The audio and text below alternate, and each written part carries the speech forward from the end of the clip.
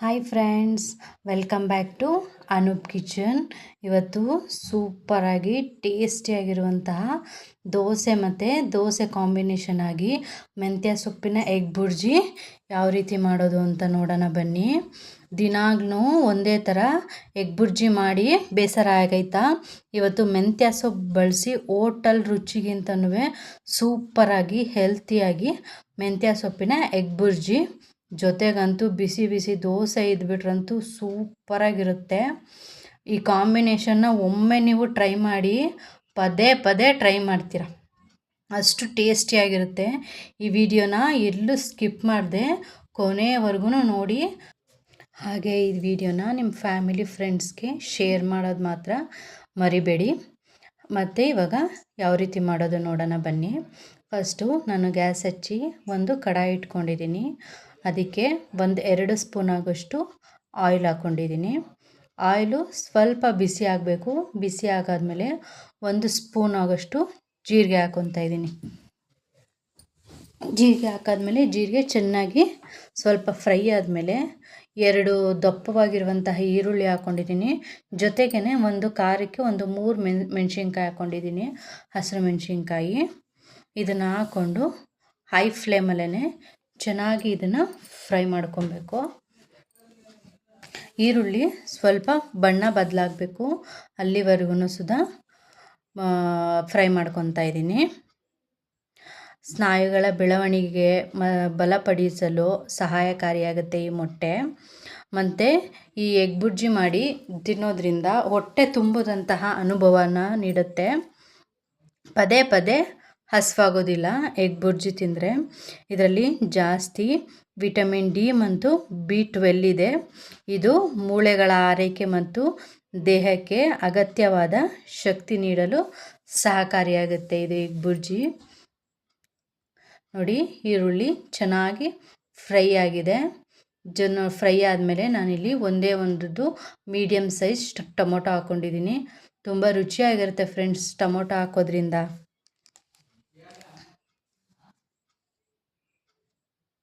ನೋಡಿ, ಟೊಮೊಟೊ ಸ್ವಲ್ಪ ಸಾಫ್ಟ್ ಆದರೆ ಸಾಕಾಗುತ್ತೆ. ಜಾಸ್ತಿ ಸಾಫ್ಟ್ ಆಗಬೇಕು ಅಂತ ಏನು ಅವಶ್ಯಕತೆ ಇಲ್ಲ, ಸ್ವಲ್ಪ ಸಾಫ್ಟ್ ಆದರೆ ಸಾಕಾಗುತ್ತೆ. ನೋಡಿ, ಎರಡನ್ನೂ ಒಟ್ಟಿಗೆ ಕುಕ್ ಮಾಡ್ತಾಯಿದ್ದೀನಿ.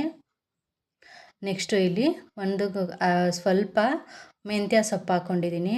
ಮೆಂತ್ಯ ಸೊಪ್ಪು ಕಹಿ ಬರುತ್ತೆ ಅಂತ ಎಲ್ಲ ಹೇಳ್ತಾರೆ, ಬಟ್ ಒಂಚೂರು ಕಹಿನೇ ಬರೋದಿಲ್ಲ. ಒಂದು ಸಲ ಟ್ರೈ ಮಾಡಿ ನೋಡಿ. ಮೆಂತ್ಯ ಸೊಪ್ಪು ಚೆನ್ನಾಗಿ ಬಿಡಿಸಿ ತೊಳೆದು ಸಣ್ಣಕ್ಕೆ ಕಟ್ ಮಾಡಿ ಹಾಕ್ಕೊಂಡಿದ್ದೀನಿ. ಇದನ್ನು ಎಣ್ಣೆಲೇ ಈರುಳ್ಳಿ ಟೊಮೊಟೊ ಜೊತೆ ಚೆನ್ನಾಗಿ ಫ್ರೈ ಮಾಡ್ಕೊತಾ ಇದ್ದೀನಿ.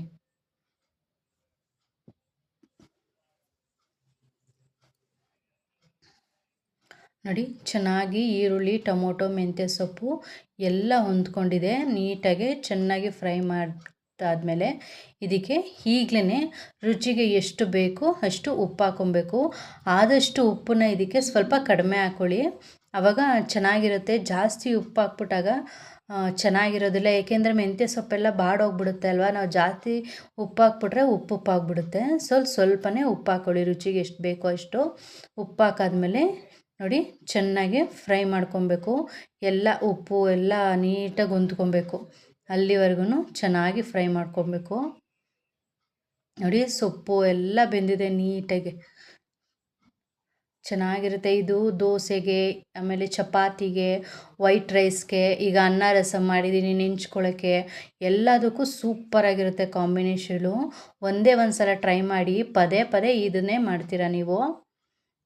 ನೆಕ್ಸ್ಟ್ ಇದಕ್ಕೆ 1-2 ಸ್ಪೂನ್ ಆಗೋಷ್ಟು ಸಾಂಬಾರು ಪೌಡರ್ ಹಾಕ್ಕೊತಾ ಇದ್ದೀನಿ. ಸಾಂಬಾರು ಪೌಡರ್ ಹಾಕ್ಕೊಂಡ್ರೆ ಎಗ್ ಬುರ್ಜಿಗೆ ತುಂಬಾ ರುಚಿಯಾಗಿರುತ್ತೆ ಫ್ರೆಂಡ್ಸ್. ಹಾಕ್ಕೊಂಡು ಚೆನ್ನಾಗಿ ಎಲ್ಲ ನೀಟಾಗಿ ಹೊಂದ್ಕೊಳ್ಳೋ ಥರ ಹುರ್ಕೊತಾ ಇದ್ದೀನಿ. ಇದಕ್ಕೆ ಮೆಂತ್ಯ ಸೊಪ್ಪು ಹಾಕಬೇಕು ಅಂತಲೇ ಏನಿಲ್ಲ. ಮೆಂತ್ಯ ಸೊಪ್ಪಿಲ್ಲ ಅಂದರೆ ನುಗ್ಗೆ ಸೊಪ್ಪು ಅಥವಾ ಬೇರೆ ಯಾವ್ದು ಸೊಪ್ಪು ಐತೆ ಎಲ್ಲನೂ ಹಾಕ್ಕೊಂಡು ಮಾಡ್ಕೊಬೋದು, ಚೆನ್ನಾಗಿರುತ್ತೆ. ಸೊಪ್ಪುಗಳಲ್ಲದೆ ನಾವು ತರಕಾರಿನೂ ಸುಧಾ ಹಾಕ್ಕೊಂಡು ಮಾಡ್ಕೊಬೋದು. ಬೀನಿಸು, ಕ್ಯಾರೆಟು, ಆಮೇಲೆ ಬೆಂಡೆಕಾಯಿ, ಇದನ್ನೆಲ್ಲ ಹಾಕ್ಕೊಂಡು ಮೊಟ್ಟೆ ಹಾಕ್ಕೊಂಡು ಹುರ್ಕೊಂಡು ತಿಂದರೆ ತುಂಬ ರುಚಿಯಾಗಿರುತ್ತೆ ಫ್ರೆಂಡ್ಸ್. ಇನ್ನೂ ಜಾಸ್ತಿ ನ್ಯೂಟ್ರಿಯನ್ಸ್ ಕೂಡ ನಿಮಗೆ ಸಿಗುತ್ತೆ. ನೋಡಿ ಫ್ರೆಂಡ್ಸ್, ಇಲ್ಲಿ ನಾನೀಗ 6 ಮೊಟ್ಟೆ ಹಾಕ್ಕೊಂಡಿದ್ದೀನಿ. ನೋಡಿ 6 ಮೊಟ್ಟೆ ಹಾಕ್ಕೊಂಡು ಚೆನ್ನಾಗಿ ಸ್ಮ್ಯಾಶ್ ಮಾಡ್ತಾಯಿದ್ದೀನಿ. ಚೆನ್ನಾಗಿ ಸ್ಮ್ಯಾಶ್ ಮಾಡಿ ಇದನ್ನು ಸ್ಮ್ಯಾಶ್ ಮಾಡಬೇಕಾದ್ರೆ ಜಾಸ್ತಿ ಉರಿ ಇಟ್ಕೊಂಡು ಮಾಡಿ. ನೋಡಿ ನೆಕ್ಸ್ಟ್ ಒಂದು ಸಲ ಎಲ್ಲ ನೀಟಾಗಿ ಮಿಕ್ಸ್ ಮಾಡ್ಕೊತಾ ಇದ್ದೀನಿ.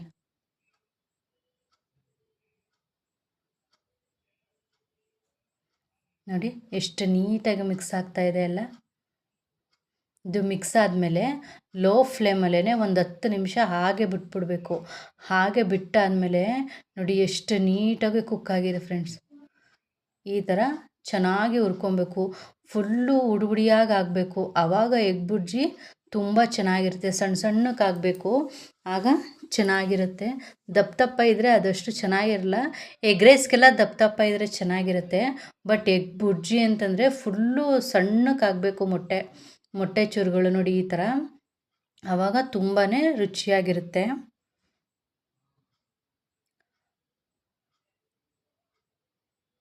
ನೋಡಿ ಎಲ್ಲಿ ಚೆನ್ನಾಗಿ ಫ್ರೈ ಮಾಡಾಯಿತು. ಇವಾಗ ನೋಡಿ ಎಷ್ಟು ನೀಟಾಗಿ ಫುಲ್ಲು ಚಿಕ್ಕದಾಗಿ ಹಾಕಿದೆ. ಈಗ ನಾನು ಇದಕ್ಕೆ ಸ್ವಲ್ಪ ಕೊತ್ತಂಬರಿ ಸೊಪ್ಪು ಹಾಕ್ಕೊಂಡು ನೆಕ್ಸ್ಟು ಸ್ವಲ್ಪ ಕಾಯಿ ತುರಿ ಹಾಕ್ಕೊಂಡಿದ್ದೀನಿ.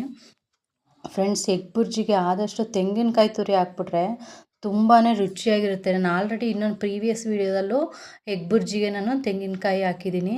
ತುಂಬ ಚೆನ್ನಾಗಿರುತ್ತೆ. ಒಂದು ಸಲ ಟ್ರೈ ಮಾಡಿ ನೋಡಿ. ಎಗ್ ಬುರ್ಜಿಗೆ ತೆಂಗಿನಕಾಯಿ ಹಾಕಿದ್ರೆ, ತೆಂಗಿನಕಾಯಿ ತುರಿ ತುಂಬಾ ರುಚಿಯಾಗಿರುತ್ತೆ ಫ್ರೆಂಡ್ಸ್. ನೋಡಿ ಎಲ್ಲ ನೀಟಾಗಿ ಮಿಕ್ಸ್ ಮಾಡ್ಕೊತಾ ಇದ್ದೀನಿ. ನೋಡಿ ಸೂಪರಾಗಿ ಆಗಿದೆ. Thank you friends.